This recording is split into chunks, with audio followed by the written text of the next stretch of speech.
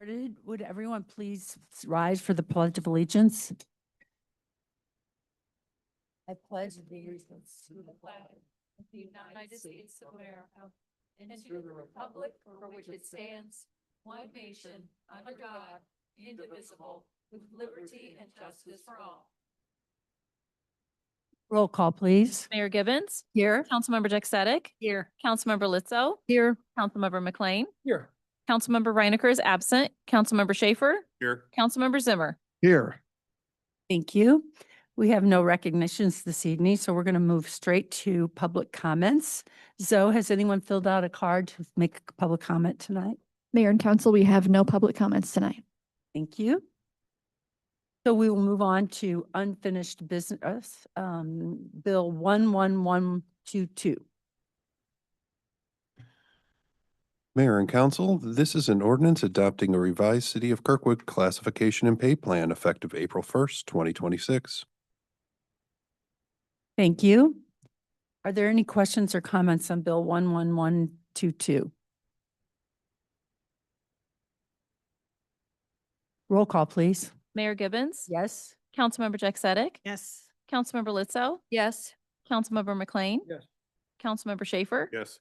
Councilmember Zimmer. Yes. Thank you. We'll now move to new business, Resolution 14, 2026. Mayor and Council, this is a resolution amending and readopting the City of Kirkwood city fee schedules pertaining to the sanitation department. Do I have a motion and a second to accept Resolution 14, 2026? Motion. Are there any questions or comments? I do. Councilmember Jess Sedek? Yeah, David, can you talk to the last two increases we've had with sanitation? I think one was, oh, I thought I had it. 2017, Chris might know, what the 2017 was the last increase. Or that was one of them. The last increase was in 2020. Before that, it was in 2017. And those both were, one was 20%, one was 33, and we're looking, do you remember what the percentage increase was on those? In 2020, it raised it by $6. And that ended up being, it was a 33% increase. Tonight, I'm asking for a 10% increase. Okay, great. So this is 6 years later and you're asking for a 10% on this. So it's been a while. Yes. Great. Okay. Any additional questions?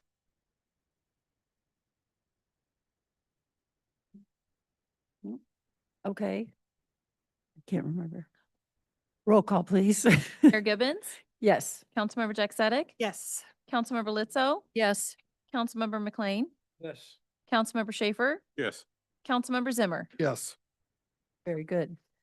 Resolution 2026. Oh, no, 15. 15, 2026. Mayor and Council, this is a resolution amending and readopting the City of Kirkwood city fee schedules pertaining to the water department. Thank you. Do I have a motion and a second for Resolution 15, 2026, please? So move. Second. Thank you. Are there any questions or comments on the resolution? I do. Okay. Okay. Um, Go ahead, Jen. again, this is for a 5% water increase. And this is the fourth increase in 4 years. 2023, we had a 15, 24, we had a 20, and 25, we have a 27%. And after those 3 rate increases, it did increase water by 75%, the rate. And this 5%, and again, if you do the accumulation, it adds up. And this one's going to put us at 84%. In essence, in 3 years and 1 day. I mean, it counts over the 4-year thing. So again, it's pretty steep increases. Last summer, we heard from quite a few people about the increased water rate, which is also increasing the infrastructure fee, which are pretty significant increases over the last 3 years. Okay, thank you. Any other? Member Letzow? Mayor, could we have Public Services Director Chris come up and talk about this and why he feels like it's necessary to Sure. add this? Please. Yes, so the reason why it's necessary, so we have, over the past, several months, we've been looking at water pretty extensively. And we have over 111 miles of cast iron pipe. And so every year, if I'm not keeping up with rates, I'm getting behind in meeting capital expenses. And so this rate increase is just to keep in line with so that we don't fall behind the 8 ball. And so we've talked about recent rate increases over the last 3 years. Those have gotten us to a point where we're just a little bit higher than what Missouri American charges. So that's covering our expenses. However, this is just to keep us status quo because we've have not had those status quo raises in the past. Any other questions? Roll call, please. Mayor Gibbons? Yes. Councilmember Jack Sadek? No. Councilmember Litzo? Yes. Councilmember McLean? Yes. Councilmember Schaefer? No. Councilmember Zimmer? Yes. The resolution passes. Resolution 16, 2026. Mayor and Council, this is a resolution authorizing the sale of certain real property located at 2377 Marshall Road, Kirkwood, Missouri, 63122, to Kirkwood United Soccer Club for the amount of $175,000 and authorizing and directing the mayor to enter into a sale contract. Do I have a motion and second to accept resolution 16, 2026 as read? Thank you. Second? Thank you. Are there any questions or comments?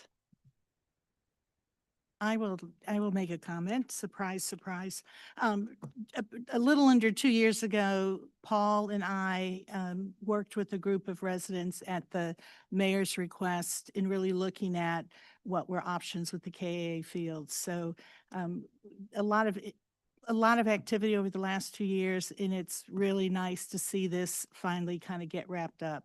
I had the opportunity to be in contact with 3 of the ones that we met with originally, which is Rick Stree, Michael Kleckner, and Ben Caffey. And they were very excited and supportive of this group coming in and buying the property and building the soccer fields in the future. So they all had really positive things to say about the group, had met with them during this time as part of the groups that look to work together. And I think this is going to be a win for us and for Kirkwood Soccer and Kirkwood United Soccer Club. We actually have somebody here from Kirkwood United Soccer. Alex, you want to come to the podium for, and just, We'll have to suspend Robert's Rule of Oh, Order. So sis- just a motion and a second, okay, Second. sorry. There you go. and then all in favor. All in favor? Aye. Aye. Perfect. Yeah, thank you. Sorry, Alex. How we doing? Yeah, great. I just thought it would be great to hear from you what Kirkwood United Soccer Club is all about. Sure. I actually am the agent, the real estate agent for Kirkwood United. I was involved in their process. I am in the know of what their ins and outs are. Obviously, I know they're local. They are a nonprofit. They're ready to make this space usable for youth around here for sports. Obviously, I used to play at the Kirkwood Athletic Association ball fields back when they were usable. So it was really cool to have the United Soccer Club reach out to me, want to do something there, and I'm happy that we were able to figure something out. And I had heard that they really work on the character of the youth over winning. Right. That learning the sport, showing good character, those kinds of things are Yeah. really They definitely have more educational focused soccer over there instead of, winning. There's some, Sliça, Lufuse, all those teams are there to create the best team possible. But the Kirkwood United Soccer Club, from how I see it, is a group of educational soccer based people that's local, and it's a really great organization. Great, good, thank you. And Alex is also a recent resident of Kirkwood, just Heck moved. yeah. Yeah, so And the, welcome. thank you, appreciate it. Thank you. Okay, any additional, Yes. Thank you, Mayor. So this whole, the former Kirkwood Athletic Association property was accepted by the city of Kirkwood after being offered by the KAA, which felt they could no longer operate the club as they had originally. And that happened under Mayor Griffin. So I've been dealing with this probably since the end of 2022 or beginning of 2023. So I am excited that we've finally come to a resolution, and a good resolution. I think, soccer for kids down there, it's workable. I'm also very excited that that property's now going to have the fences down, and it's not going to be an eyesore or an attractive nuisance for knuckleheads. So I think this is a great, resolution, and I hope the rest of the city, and it's Kirkwood Soccer. I mean, I think the league is open to anybody, but it'll be a good thing for our kids. So I appreciate this. any more comments? This is Roll call, please. Mayor Gibbons? Yes. Councilmember Jack Sadek? Yes. Councilmember Lizzo? Yes. Councilmember McLean? Yes. Councilmember Schaefer? Yes. Councilmember Zimmer? Yes. The resolution has passed. Bill 11120. Mayor and Council, this is an ordinance adopting and approving the operating capital budgets for the city of Kirkwood for the fiscal year April 1st, 2026 through March 31st, 2027, and appropriating such sums as set forth herein for all departments and the accounts therein specified for all expenditures of the city of such year, which appropriations total $123,554,765, capital projects of $22,680,955, appropriating the sum of $782,350 for payment of interfund loans, and reappropriating $1,363,235 for previously approved projects that will be incomplete as of March 31st, 2026. Thank you. Do I have a motion and a second to accept Bill 11120? Thank you. Are there any questions or comments? Oh, You can go. Ladies first. Well, it's going to be a while. Okay. Mine's going to be simple. I would just like to say thank you to David and Mary sitting in the audience out there for all the hard work that went into this and getting it cleaned up. And we now know, and we've got a clean slate and we're going forward. I can't even tell you the weight that's been taken off my shoulders that I feel that we're here at this point. So thank you. good, thank you. Councilmember Letzow. Thank you, Mayor. And actually, Zoe, sorry for the record. She'll give us a copy, don't worry. Yeah, I can give you a copy of this, so you don't have to listen to the recording. So I want to give some historical perspective to the ongoing worries and debate about Kirkwood's current debt load and comments that past councils engaged in unnecessary, irresponsible spending to fund capital expenses. I have to explain to everyone, in case you don't know, that council is guided by the will of the citizens they represent. They're guided by our strategic plan, which the councils prepare based on citizen input. Without a strategic plan guiding our policies and investments, council and staff would be like a ship without a rudder reacting on the fly to whatever waves come next.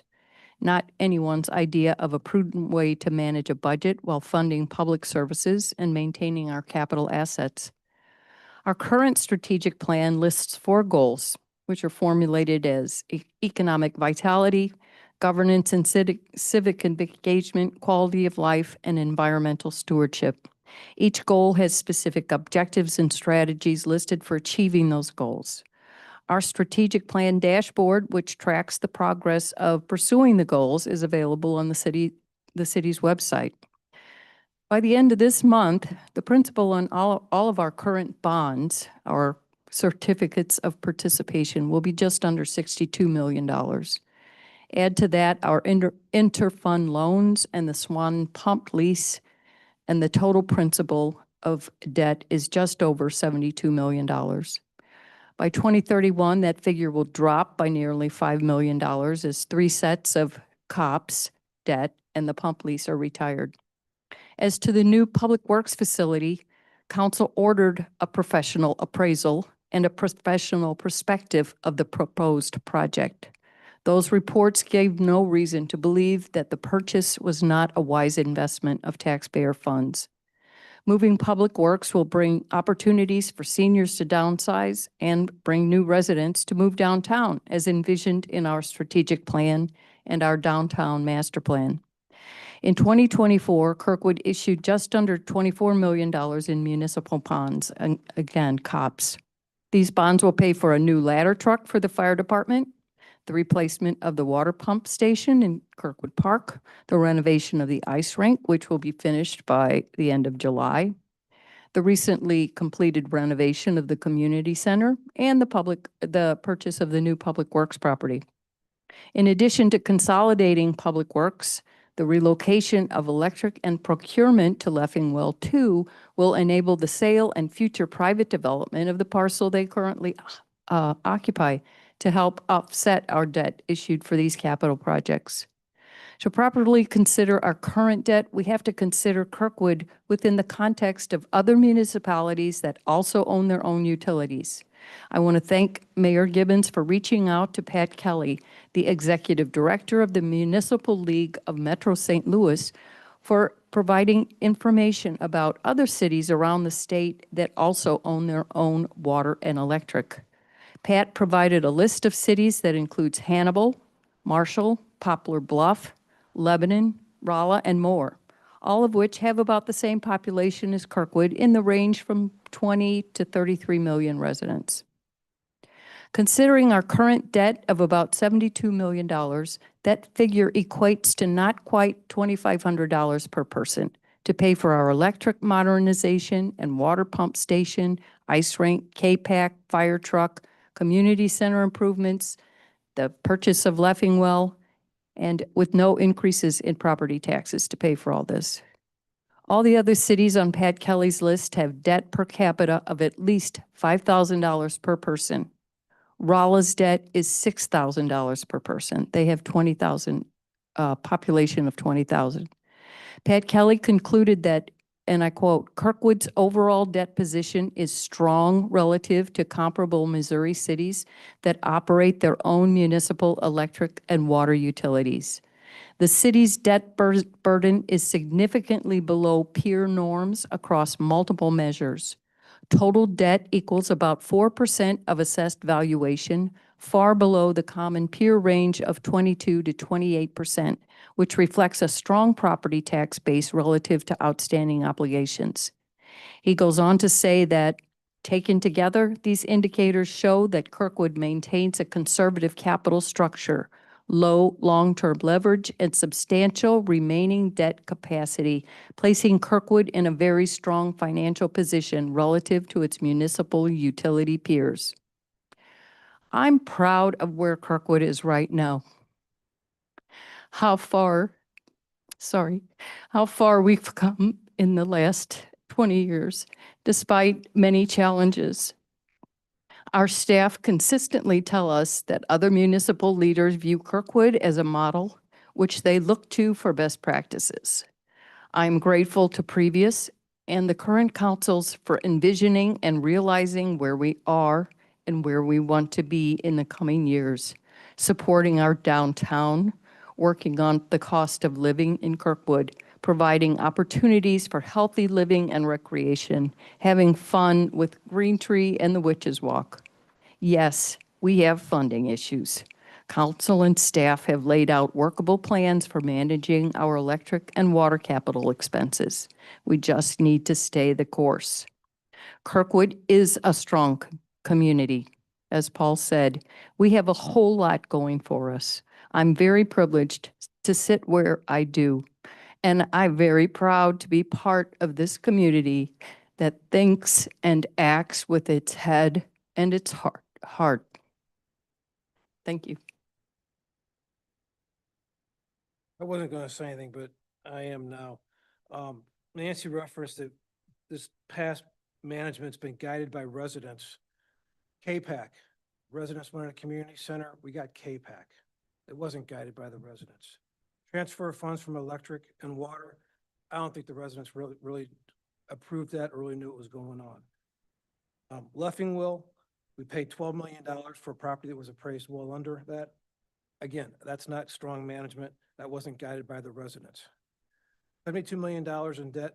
That may be, you may be right as far as the percentages of other municipalities, but we're losing cash. We don't have the cash to afford it. In order to pay for this debt, we got to take money from electric. We got to take money from water. Where are we today? We don't have a water department that's stable because we don't have the funds because prior management took money from the coffers of that. This council was elected to fix these problems, not to do away with the problems, but to fix these problems. And I'm proud that we're going to be fixing some of these problems, addressing the problems that I feel prior management has left us with. And so I take offense to the fact that prior management was guided by the residents. That's all I have to say, Mayor. Could I add that actually it's city council that approves the budget? So we've all been aware of the transfers and they've only been approved by council. So, On you guys. well, and I would also note that pretty much everybody in this dais approved last year's budget, which included transfers. I would We'll say move on. that's because we didn't have proper numbers in our hands last year at this time. I believe I mentioned that for 22 months, we tried to get proper information and we have it now. And I appreciate, that's why I started with, thank you, David. Thank you, Mary, for the numbers. I have some questions, but just on the transfers, last year we did actually not approve the water. I was able to stop Right. that. Yeah, I So- pushed for and that we- several years ago and we know under that Mayor Griffin. Electric is kind of propping up. But I too have a few things to say, but I'm going to first start so that people, to reiterate what Paul said, Mary and David and department heads have worked hard on this budget. We actually have the fourth draft, I think, before us. The first draft was done in September, and really since about January to now, we've had 3 additional. So just to kind of highlight some of what David has worked with, again, department heads and with Mary, I just want to ask him some questions so he can give us, and we've all had this conversation, hopefully there's people watching to hear it as well. But David, there have been some positions eliminated in this budget. Can you talk to those positions? Do you remember? I have the answer. Remember, I told you coming up the steps, I have the answer if you don't. Answers are right here. No, I can give Mark the You need answer. flashcards? So instead of, so you eliminated a dispatch position. Yes. You took that out of the budget, and you also worked with the dispatch folks in changing the way they're Mhm. scheduled so that part-time position hours have been decreased. Yes, and we decrease the overall volume there as well. There's also a partial decrease between electric and water and reducing half of a position out of each department to share a position in order to right size there as well. Right, and that's that administrative position you've Yes. been able to eliminate. And in the dispatch, actually, you were able to do that. One, DePere is going elsewhere for their dispatch, but you were able to eliminate $309,000 out of that dispatch because of what you've done. Correct. So that was something that just kind of worked these last few months. There's no new positions in this budget, even though that there was requests. There is, the finance position is in this current version of the budget. You have a new finance. Oh, I didn't realize you kept it Oh, in. good. I thought one of the many conversations was it was out, but it's in. The most recent version, this bound book has it in there. Oh, Oh, wonderful. Okay, well, that makes me even more happy. But there was a recommendation at some point to look at fire and EMS, but that position is not in this budget. No, unfortunately, due to the costs, they are not. The other thing you started as you took on this role is that reviewing the vacancies and kind of evaluating them. How has that been going? It has been going well, I guess, as well as one could say. We've been heavily evaluating every position that's come in front of us to this point, full written descriptions on the necessity of it, their impacts on service provision, impacts on, what the impacts would be to the community for each and every position that we're looking at here. And that you anticipate will continue even as we go into the new budget year. That will continue for this whole next budget year. Right. You've also worked on, again, with department heads or interim department heads, canceling contracts. And Yes. You've made some headway in those areas. Yes, we have. So we've reduced contract load in a couple of our departments by substantial amounts. We've also looked at in our general fund eliminating upcoming contracts and current contracts for this year's budget as well.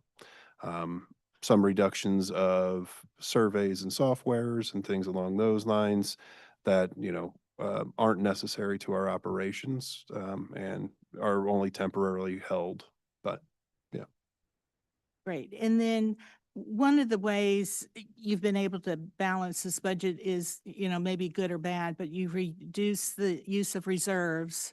It's now projected to be just at like 6.7 million. And I think the first draft had it at 14 million. So between the many iterations, you were able to reduce dependency on the reserves. Yep. And I do want to point of that $6 million. 4.7 of it is for the upfits that were planned to be coming out of reserves for the additional revenue that came in for the ice rink resurfacing. So So those are the COPs Yes. that are So already. that was planned. The revenue came in advance and we're now expending those funds, and it's a use of reserves, but it's a use of reserves for the revenues that we received in. So I want to make that distinction that, we're not spending all of these additional reserves. But still within that, you were able to reduce. Still trying to balance the electric department projected loss or the ongoing loss.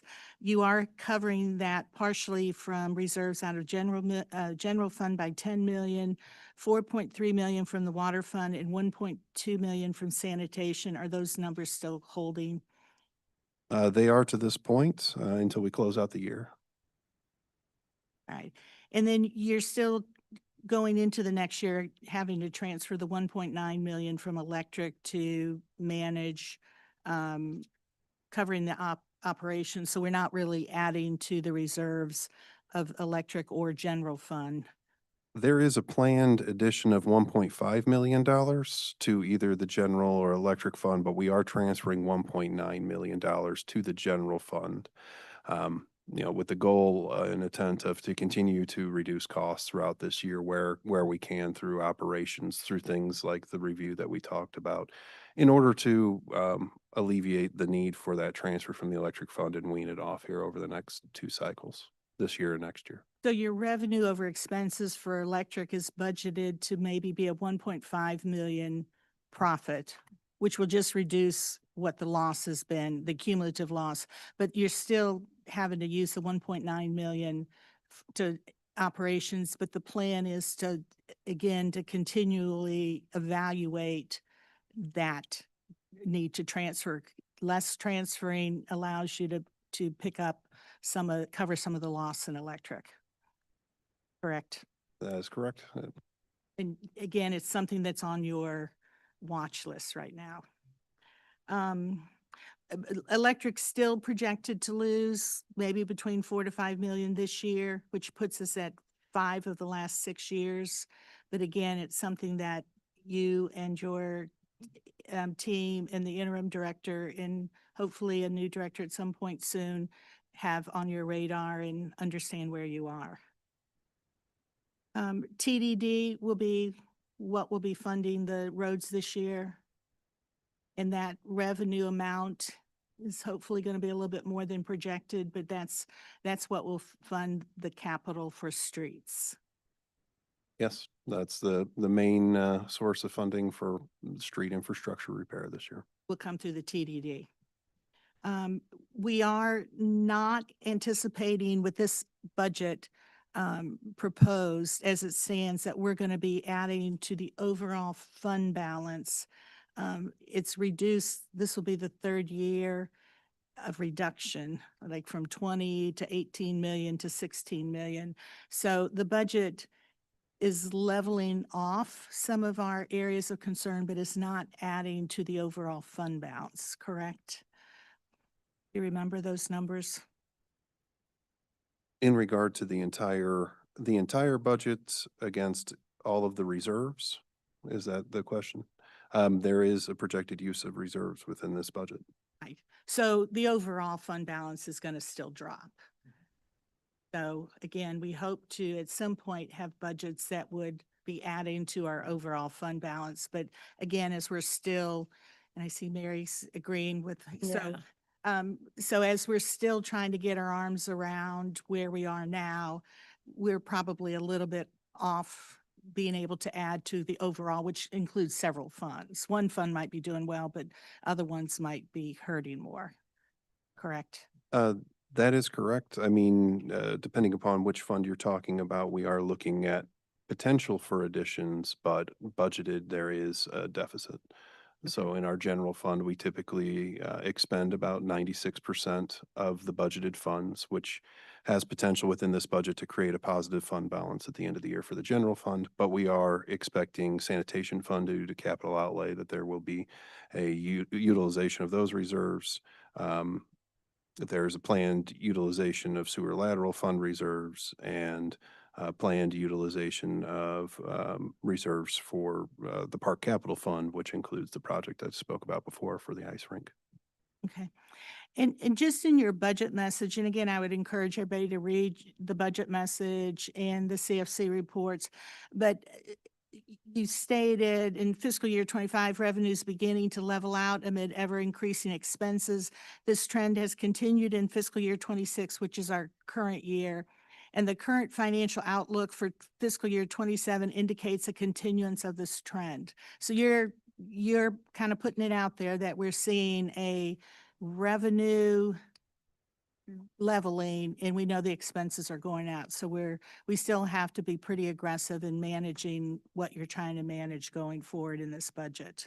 Yeah, We that's need correct. more residents moving into Kirkwood. Yeah, yeah, On that. yeah. There's been a plateauing of some of our sales. Also put in that after a thorough analysis of the city's general fund, which is in our enterprise, primary tax revenue streams, sales tax, gross receipt tax, and property tax, it's evident that growth in these areas has been minimal, and that's still the outlook. So there is minimal.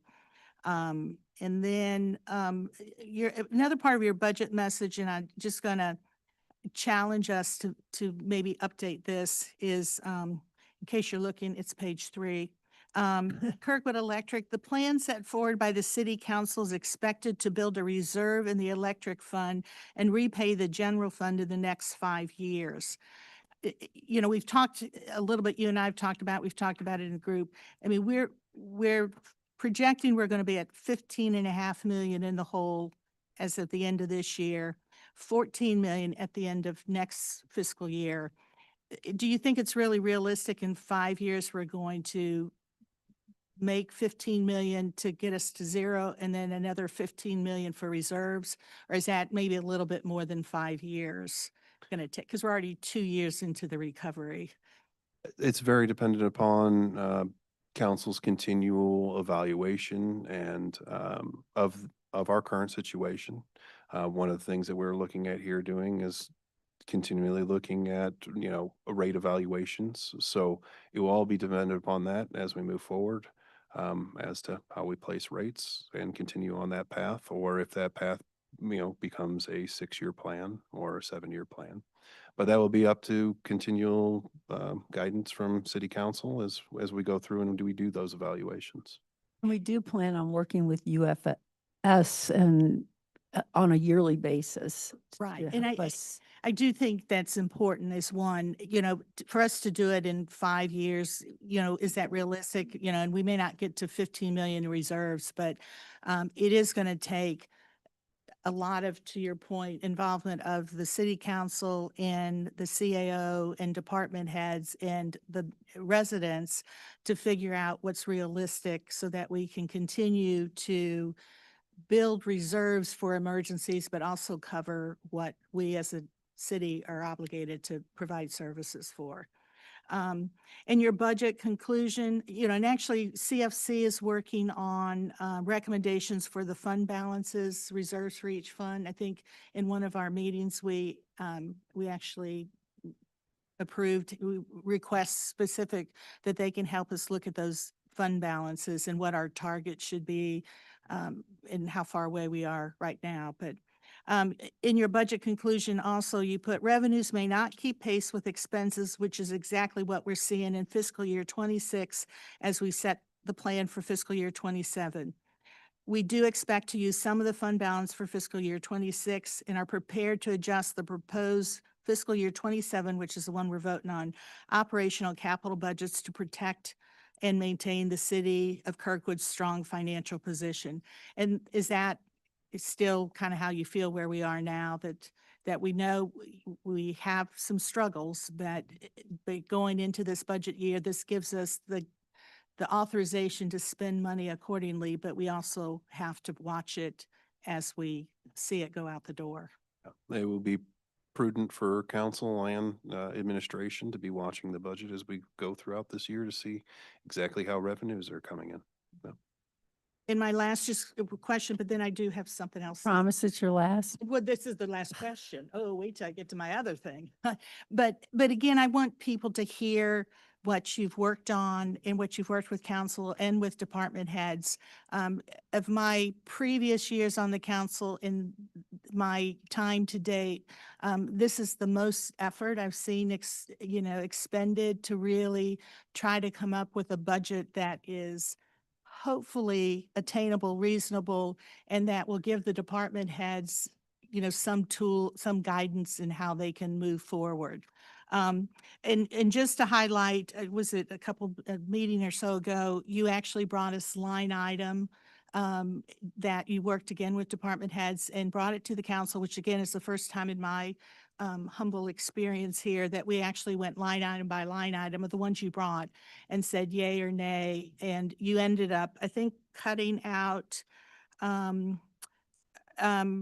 $500,000. We had you keep in 160,000. So we looked at, maybe 600,000-700,000 of expenses, which out of a $120 million budget isn't a lot, but just the experience and having us go through that with you was very much appreciated and something that we've really never, or at least in my experience, haven't done. So I appreciate you operating a little bit out of the traditional box and working very differently with this council. So that's all that. Now comes my other.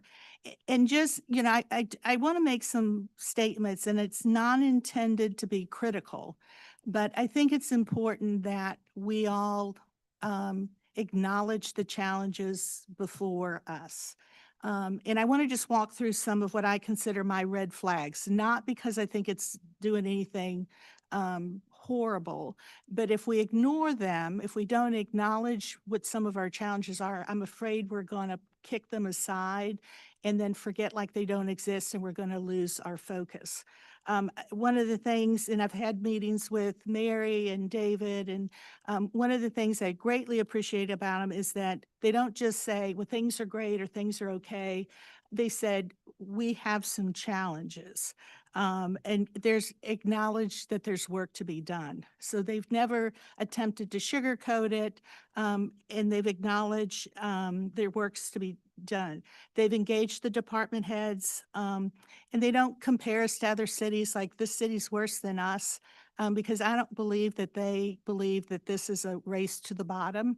This really should be a race to the top. And I feel like from the interactions I've had with those two and other department heads, I do think that people appreciate that you know what, there are some red flags, there's some concern. We have the tools and the people that are committed to working on it. It's not going to happen overnight, but as long as we acknowledge some of where we are, I think we can then move forward. Red flags, and again, I'm not intending to be critical, but this is from my perspective, the reality of some of what we're facing. We all know about the $13 million spending by electric. That was a surprise. We all have mentioned that we haven't been getting quarterly financials since we came on council. I understand from David that we should start getting those in April. Or We will start having work sessions on them in April. so we'll start having some opportunity with Mary coming and you to start with the financials. So then I know ERP's been a problem, but hopefully we have enough of it implemented that we can actually get financial information coming to us on a regular basis. And Mary's shaking her head yes, so she feels good about that. There are parts of what Mary's department has tried to do that we have, like the bank recs, we have a contract with an outside group to do that. And I know that's getting implemented, but we've had to start looking at some outside resources to help our finance department so that we can start getting information timely and accurate. And again, these are just red flags that we know have been the struggle. We all know it. None of us are quibbling on it. We know that this annual city audits have been a little delayed over the last 2 years. Again, staffing, timing, but it is something that that we need to be committed to, and it goes to the ERP system having accessible information. A concern by this council continues to be kind of the fiscal year end close. We won't know where this current year ends until May, like where we end financially for 5 months after the year end closes for a variety of reasons. So hopefully, as we get some help in the finance department, we can look at how we get year end actual information a little bit more timely. I don't know that that's possible, given how all of the whole thing works with invoices being paid and delays and. Well, in many places you have a close and then you do another close. I mean, again, how we start getting, having it 5 or 6 months later, I think May, from the end of March to May is not 5 or 6 months. Oh, I know, but they said it's August, September when we asked. So it was August. So as long as it's May, I'd be happy. If a 60-day close would be wonderful, but I'm not sure that's not what I heard. Because of that very thing, the invoice stuff. I would love a 60-day close. But if that happens, good. Glad that there's We going to just ask Mary. Yeah. Yeah, Yeah. Mary, can you address that for us, what you're? Well, we will have quarterly information that's basically unadjusted information, and that will be given in April. So you will get the basically everything that's in the system. And it just will basically be everything that we have received for the 12 months. It just won't be adjusted for your accruals and stuff for year-end accruals, because those typically we start doing those journal entries at the end of April, and we really can't do those until, like Nancy said, in May and June when we start getting those reports in from other places. We don't even get all the sales tax reports in until the first part of June. So some of these things we can't do the journal entries on until we get those. The good thing is most of the time from one year to the next, those accruals don't vary by very much. It has to be something really big for it, for it to be that big of a difference. So what you're getting in April is going to be a pretty good estimate of where we're at. I mean, yes, it can change. The only big things that would change, like in the enterprise funds, is You have like depreciation that gets added, which is a bigger expense, but it's a non-cash item. But you can pretty much estimate that based on the year before. So it might go up by, a little bit, but you can do some estimations. So I still think we can give you pretty decent numbers in April, at least to plan for, plan going forward. But the final document close is not going to happen until after that. But Yeah, I mean, we don't really do our close. I mean, we're still doing entries. The auditors come out in July and we're still, doing some of those entries up until the point when they come out. Yes, because that So- would, they want those done before they Mhm, come. So that a lot of timing and a lot Mhm. then for us. And again, you've been good enough to give us some cash reports, which is, I know, different than your final, but your depreciation, all that factors in after you get everything else. Correct, right. Great. Again, the debt that we're showing is at the 72 million, but with interest, that's 110 million.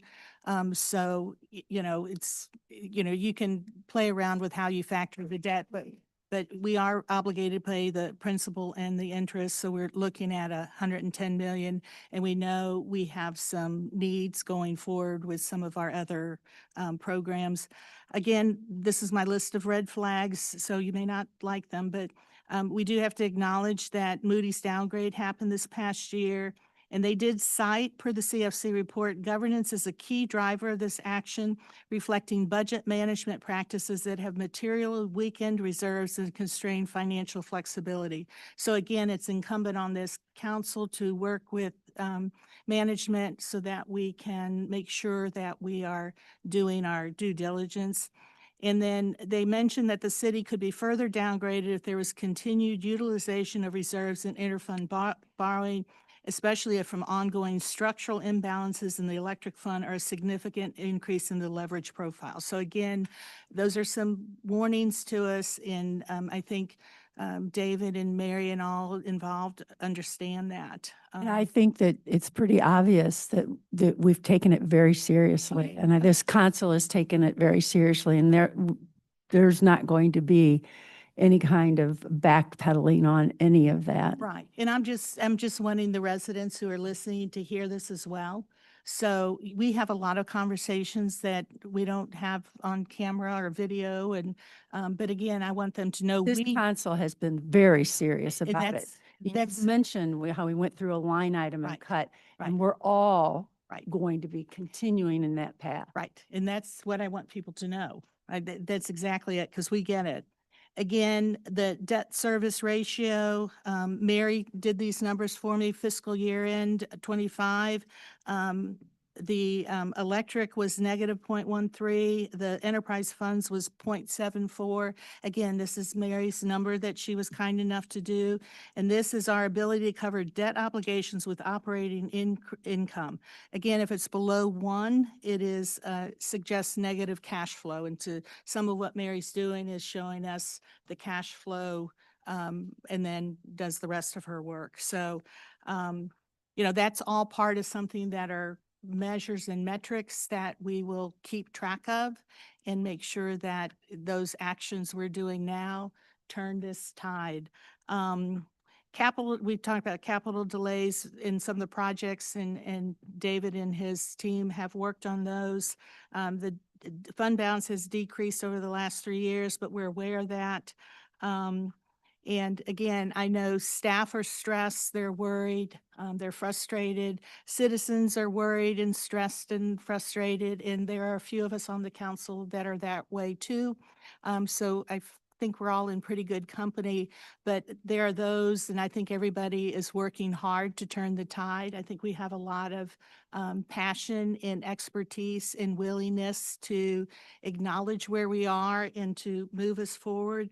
So my goals, as Nancy mentioned goals, my personal goals that I'm going to add for this upcoming year is that I want to make sure that I have the ability to make informed decisions, and I want the financial information so I can know the risk, rewards, and return on investment as we invest both in anything financially, human capital, projects, all of that. And then I want to make sure or ensure that Kirkwood has the resources across the board to serve and meet the needs of this community, and we address that accordingly. So I know there's strategic plan goals there, but mine are pretty down to basic. Like, I want to make sure that we can do what we need to do with the team we have in place. That's it. I'm quiet. The additional, Councilmember Zimmer. Yes, thank you. I want to make some comments and then just a few questions for the record. So for the record, Copy too, Zoe. yes, I'll get you a copy. So for the record, I have been serving the city of Kirkwood on this council now for almost 10 years and 4 years on the Citizen Finance Committee. I reviewed 15 years of city budgets. Many times over the past several years, particularly during budget season, I expressed my concern year after year after year of our ever-rising expenses that were outpacing fairly flat revenues. Nobody said a peep. Now, Kirkwood has faced a fiscal budget challenge. I've heard and seen many negative comments, particularly on social media, how Kirkwood is facing fiscal ruin and stating that funds were misappropriated. This is false. Funds were significantly overspent in excess of budgeted amounts for capital infrastructure improvements for our electrical system. Now, I cannot tell you, after making those comments all these years on this council, how disappointed and disturbed I was, as this council was, when we found out about this overspending. Since then, I've had residents ask me, how could we let the city's finances be in this shape? First, let me reassure the residents of Kirkwood, our city's financial situation is not ideal at all, but it's not a disaster. We all understand we have had a very serious budget issue. We've acknowledged this, and we're dealing with this. But the time for saying how bad it is and feeding negativity and anything else that's not helping must stop now. Kirkwood is fiscally stable. Now is the time for us to lead, be decisive, and be disciplined. We must continue to drive sales and revenues, as well as maintain fiscal discipline now into the future. I'll tell you exactly how we need to do it, and in many ways, we've already begun taking action. We have reviewed and delayed several major capital expenditures and contracts, and most likely will need to keep doing so. Our equipment, vehicles, tools, and other items may have to be used a little longer and not replaced as quickly as we've done in the past. We also need to review our grant process and maybe scaling back that process temporarily, because that needs cash. Now, I have heard and read about multiple complaints about how our city has handled the grant process. The fact is, according to what I've confirmed with our city administrators, we've received over $20 million in grant revenues to fund city projects. That's incredible. That is a bonus and millions of dollars for the city of Kirkwood. This is much needed revenue, and Team Kirkwood has done a fantastic job securing grant funds for this city. Our interim chief administrative officer, Mr. Weiler, and department directors reviewed the budget and cut almost $500,000 of non-critical expenditures for the next fiscal year, allowing us to provide raises for first responders to keep competitive and avoid reducing most employee positions. We need to continue this practice of reviewing budgeted amounts and making cuts when possible.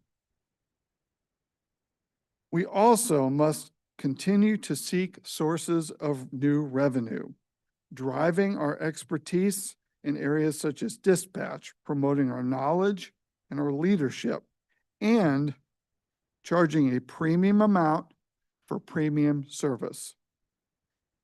We must use our new billing system to our advantage, ensuring there are checks and balances between finance, procurement, and departments to identify future budget variances. We should prominently post budget updates on our website to ensure transparency on a minimum quarterly basis. This budget here is the most conservative budget I've ever seen. Our spending is incredibly limited. Although we've taken action to erase the electric shortfall from our general fund and enterprise funds, it will take many years to build these funds up to acceptable levels. Many years. We must continue to approve fiscally conservative budgets in the future while providing Kirkwoodians the service they expect.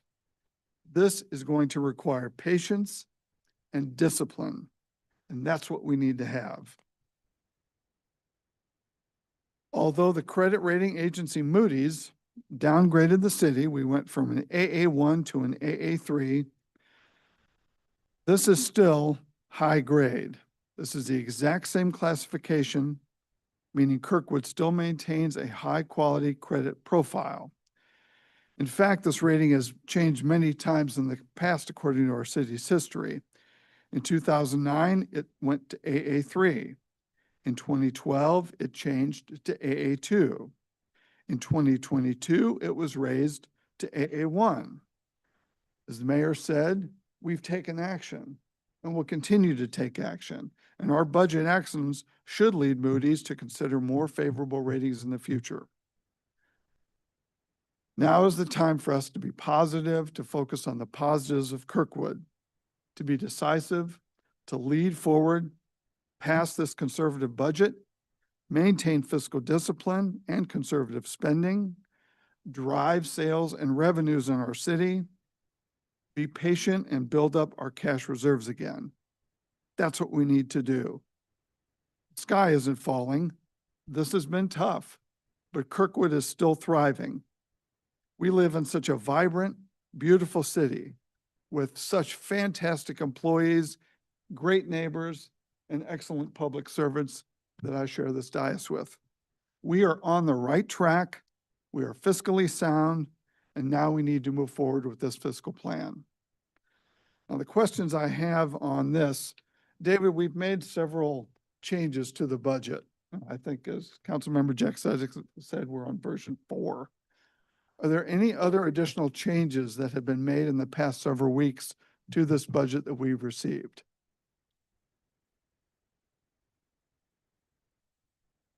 Since this version of the budget, we haven't made any additional changes to it. Previous to that, we had made numerous changes throughout the work sessions that we've had since the third meeting or fourth meeting in January through now. But not since the production of this before last week's meeting. Okay. And I was glad to hear we did keep that position for finance. So that's good. Now that we've talked about all this, this is a question for David and maybe for Mary.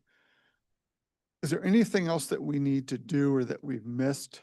Any opportunities for any further cuts or changes to this budget before we vote on it?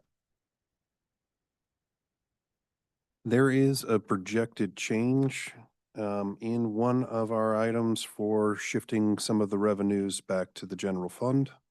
But beyond that, we have been extremely in-depth in our detailed review of this budget, and I don't perceive any additional changes beyond that. Okay. All right. Thank you very much. Okay. One more. So for clarification, the information that I received about appraisal versus comps on when we purchased Leffingwell property, that was given to me by the administration prior to David. And I was told that it was done with comps, not with appraisals. That's one, just for clarification. And then two, only because Mary brought up about depreciation. We have 11 years of pole-mounted transformers sitting on the ground right now. And I was holding off until Mary talked about depreciation, so I thought this needed to be talked about, that when we get our new electrical director in, that maybe I know we're going to take a loss, but we sell some of these transformers that we don't need.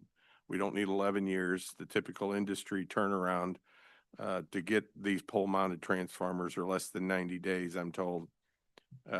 And most of these are going to be out of warranty anyway because they weren't fired up in the first 18 months. So you have no guarantee or no recourse at this point in time. So I'm just making a suggestion. That's about $1 million worth of pole-mounted transformers that are sitting on the ground that we have that we're not going to utilize. So, and it's depreciating out in value. So I just hope that we look at that as a possibility that we could move some of that inventory that we have that we don't need, that was overspent and bought. Thank you. Okay, for your we'll time. wait for the new person to get here, which is pretty exciting that we will have Absolutely. a new director of electric. We are on the verge of having a new CAO. It is a time for all of us to, as Councilmember Zimmer said, start being very positive about our city and the direction that we're going. I think we've really done our due diligence, and which is why Moody's didn't downgrade us past the first. They have 3 different areas or 4 different areas for classifications. Thank you. Didn't downgrade us past the first classification. So it's it's spring. And spring brings about a positive feeling. And that's the way we're going to go from now on and go forward. We have a great budget and I want us all to vote on it right now. So all of you that are in favor, say aye. Aye. Aye. Opposed, nay. First reading of the bill has passed. Thank you. Mayor, for just so we know, David, is there going to be a substitute bill drafted for those changes, just so council knows? There will be. Okay, we'll provide that next week to everybody. So the Okay. packet will go out tomorrow, but we'll provide it next week. Okay. Thank you. Okay. So on a positive, we're going to stay on that positive note, right? Because we're going into council member reports. Yes. Yesterday, I spent the morning in Jefferson City with the folks from Amtrak and from MoDOT about the Missouri River Runner. And we are so lucky to be an Amtrak city. And I really want to acknowledge our leaders back in 2004 when Amtrak was going to close the station and we would no longer have Amtrak stopping in Kirkwood.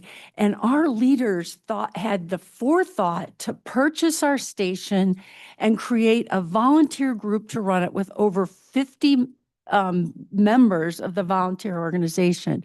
And we now are the second busiest station on the Missouri River Runner line, only to Kansas City. So we are putting on every month we have visitors and passengers of about 4,500 people every month coming to Kirkwood. So, and then when we get our new station, which is going to be beautiful with terrazzo floors and all the wood's going to be redone. And the overhang, they found wood in the overhang. That's all going to be redone. And wood put on the new, what do we call that? That goes out to the Kirkwood Road? Passenger shed, the. Passengers. And You can't be. new canopy. It is going to be beautiful. So, and the one thing that's very cool about Amtrak in Missouri, we are the first ever Amtrak line that has its own mascot. Ollie the Otter is the mascot of the Missouri River Runner. No one else in the country has their own mascot. So, and Ollie has come to our station before. They have this cool schedule with Ollie on it. Ollie's got his own pin. There's all kinds of cool things. We also, it's a federal law that when there's a train track that's less than 750 miles, the state has to pay for it. So the Missouri River Runner, which goes from St. Louis to Kansas City and then 8 stops along the way, the state of Missouri pays for that. So every year it's always kind of pins and needles whether the legislature is going to. But the reason that I was there yesterday is that we have Representative Travis Wilson, who's actually from the St. Charles area but loves passenger trains, is chairing the Passenger Rail Caucus now. And we had 6 legislators come to a 7 a.m. meeting and listen to what's going on with Amtrak, with the Missouri River Runner. We had Ollie appear. And so it's really a great thing. And they have the Missouri River Runner Economic Impact Study. And I just want to read you just a few numbers. So the Missouri River Runner creates 1,789 jobs. There's an income of 97 million, economic output of 478 million, and tax revenue of 43 million. So, and some of that's coming to Kirkwood, right? So we really are so lucky to have Amtrak in our city.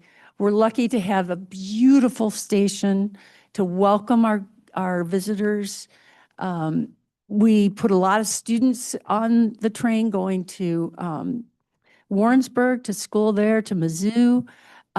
So I think it's just something really positive that we've got going on that nobody else in St. Louis County does. Right. So, Mayor.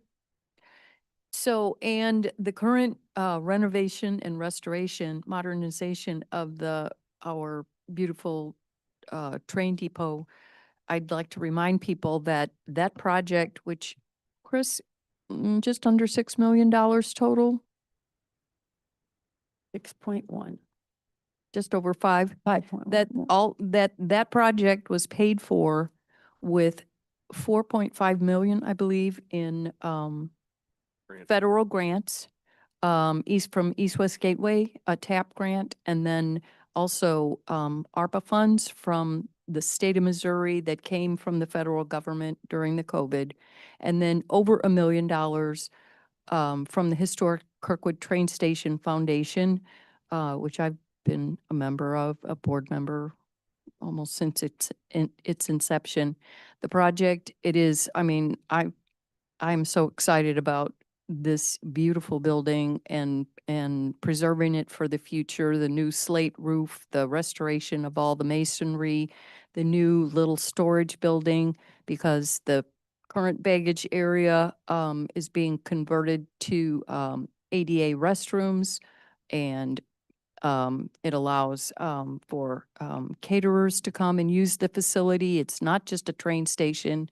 It'll be a facility for visitors to come and use the restroom or see historical information inside, or to rent it out for whatever event.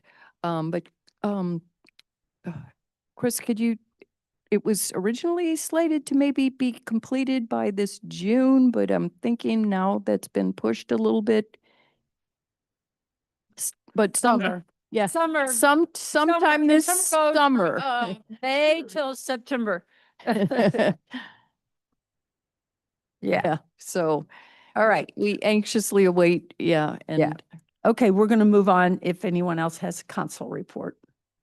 Have one. I can't be nearly as enthusiastic as you two on that, though. I will try. Human Rights Commission, Monday, May 18th. Monday, May 18th, for those still listening. Chief Justice Michael Wolf is going to be speaking at the KPAC Center. Who is Michael Wolf?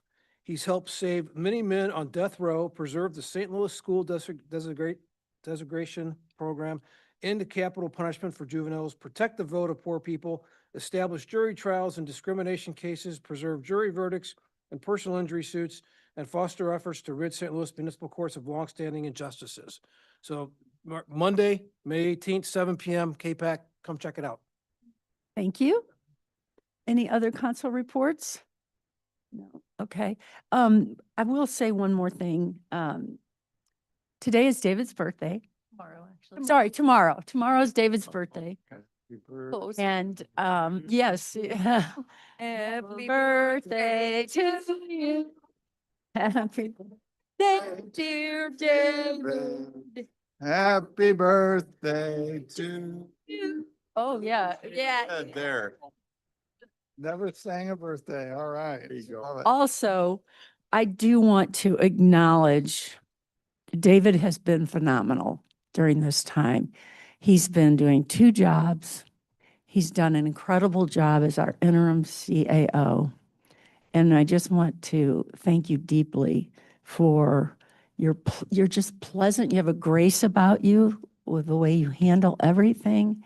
You've taken the concerns of this council and made things happen. I just want you to know how much we appreciate what you've done. Thank you. I appreciate that. Happy birthday. Just one thing, is tomorrow Friday the 13th? Oh, sorry. Are you taking tomorrow off? Oh, yeah. Good. Oh, yeah. Yes. Cakes and admin for his birthday. Come grab one. Okay. Yeah. Interim, Chief Administrator, do you have a report? I just wanted to make a quick comment, Mayor and Council, that I appreciate and value the level of input and support throughout this entire budget process that I've received from you all. And also, I appreciate all of your support for our first responders and the dedication they have to our community. Thank you. Thank you. City Attorney report. Okay. City Clerk report. I'll just ditto the mayor. Happy birthday, David. We appreciate you. That's all I have. Okay. Seeing no further business, our regular monthly scheduled meeting will be on Thursday, March 19th. This meeting is adjourned. Okay. Get us a thing.